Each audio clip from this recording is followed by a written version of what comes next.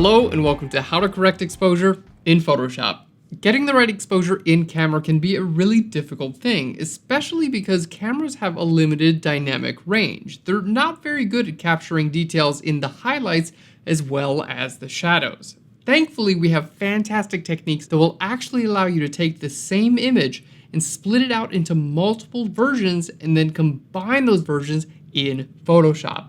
In this tutorial, we take you through the entire process, starting with one original raw image where our subject is a little too dark and our background is a little bit too light.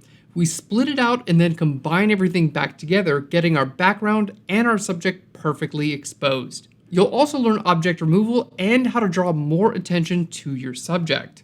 In this tutorial, we're working on a portrait image, but these techniques can be applied to any one of your photographs. If you've ever had trouble getting the right exposure in camera, this is the perfect tutorial for you.